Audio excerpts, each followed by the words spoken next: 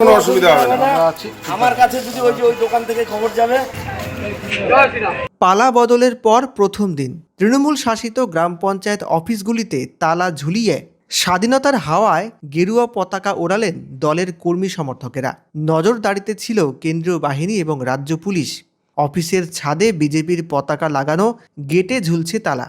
স্বভাবতই মঙ্গলবার অফিসের কার্যক্রম বন্ধই রইল, তবে কোনো রকম ভাঙচুরের ছবি সামনে আসেনি।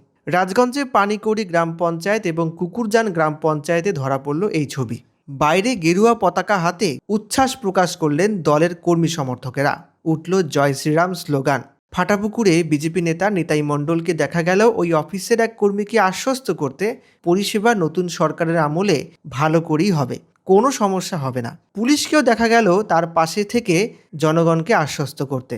এদিকে রাজগঞ্জের কুকুরজানেও যদিও সেখানে প্রধান বিজেপির সদস্যই ছিলেন, তবে একাধিক সদস্য তৃণমূলের হওয়ায় তার কথা একরকম চলতো না বলেই অভিযোগ থাকতো বরাবর। তাই মঙ্গলবার পালা বদলের প্রথম দিন যেন স্বাধীনতার হাওয়ায় গেরুয়া পতাকা ওড়ালেন দলের কর্মী সমর্থকেরা। পাশাপাশি এলাকায় শান্তি বজায় রাখার বার্তাও দিয়েছেন বিজেপি নেতারা। 21 সালে বিজেপি যখন হারে 24 ঘন্টার মধ্যে কয়টা মার্ডার, 16টা মার্ডার হয়েছিল, কতগুলো বাড়ি পুড়া গেছিল, বাড়ি ভাঙছিল, কত মানুষ হসপিটালে ভর্তি ছিল। আজকে দেখেন কোথাও কোনো তৃণমূলের কর্মী না হসপিটালে আছে, না কারো বাড়ি ঘর ভাঙছে।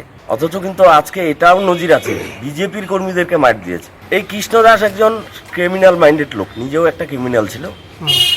তার বাড়িতে আজকে রাজগঞ্জ বিধানসভার যত অ্যান্টি সোশ্যাল আছে, আর্মস নিয়ে সব ওর বাড়িতে বসে আছে। সেখানে ওই পাড়ার কিছু লোক বাড়ির সামনে দিয়ে যাচ্ছে, তার উপরে ওই ছেলেগুলোর উপর আক্রমণ করেছে।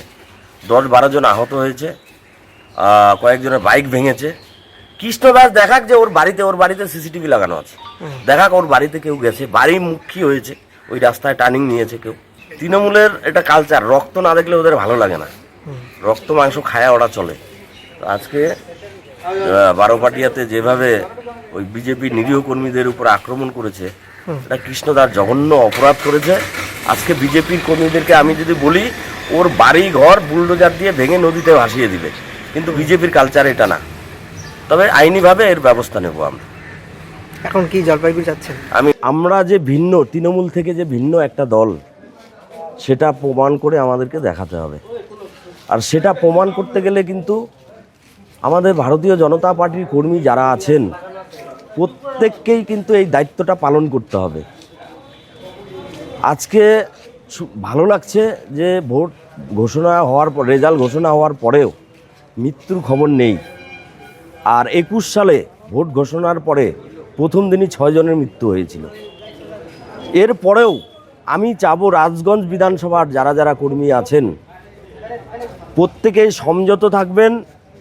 তৃণমূলের যে সমস্ত হারমাত অত্যাচারী লোক আছে, তাদেরকে প্রশাসন দেখবে, আইনিভাবে তাদেরকে দেখবে।